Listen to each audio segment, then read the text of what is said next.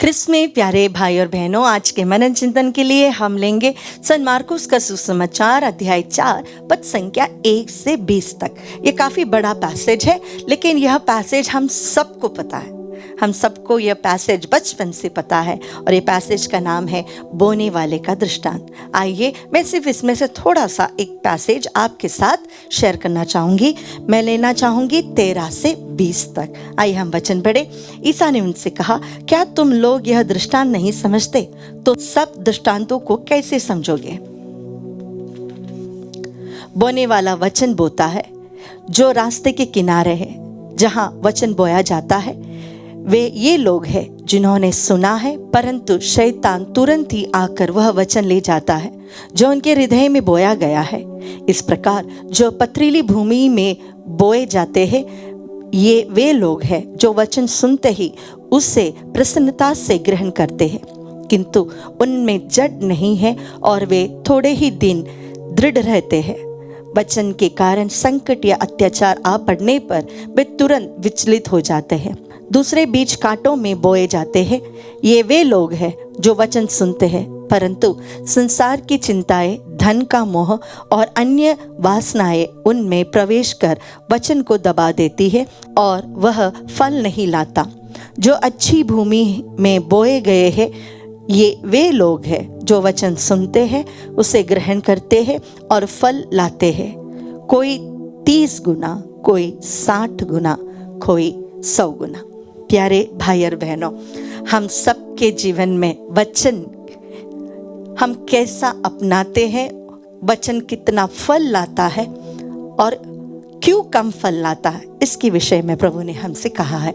हमने कई retreats attend किए होंगे, टॉक सुने होंगे, हम आत्मदर्शन में ही बहुत बार टॉक सुने रहेंगे, आराधना में भाग लिए रहेंगे। जब हम वचन सुनते हैं तो हमें बहुत अच्छा लगता है। 1 दिन 2 दिन बहुत अच्छा लगता है वचन। मैं जानती हूँ ऐसे कई लोग हैं जो हमसे आकर कहते हैं, आज का वचन बहुत अच्छा था, आज के फादर ने सरमन बहुत अच्छा दिया था, आराधना में अच्छा था, बहुत अच्छा था, वचन बहुत अच्छा लगता है, बहुत तारीफ करते हैं। तो हमें अच्छा लगता है, क्यों? हम वचन सुन रहे हैं। और जहाँ पर एक व्यक्ति वचन सुनता है, वचन अपना कार्य भी करता है, तो इसलिए हमें अच्छा लगता है। लेकिन थोड़े दिनों के बाद हमारा जो मनोभाव है वचन की ओर, वो बदलने लगता है।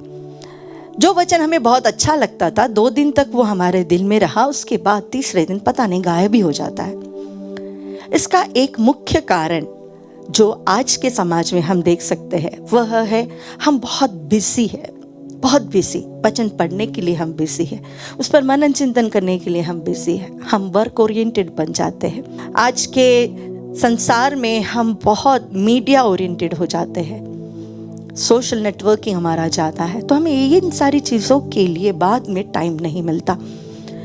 क्या आपने कभी सोचा है कि हमारे अंदर से शैतान भी वचन को निकालता होगा? जी हाँ, शैतान कभी भी वचन को एक्सेप्ट नहीं करता।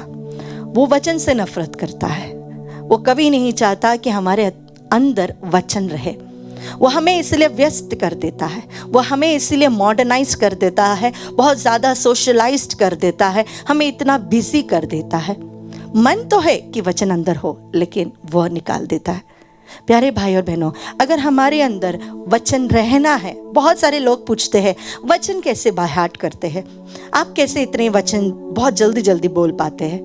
इसका एक ही कारण है, आपके अंदर वो वचन रहना है, वह वचन आपके अंदर फल लाना है। अगर वचन आपके अंदर फल लाएगा तो आपका जीवन बहुत सुंदर होगा, बहुत सुंदर होगा। इसका मतलब ये नहीं है कि आपके लाइफ में प्रॉब्लम्स नहीं होंगे।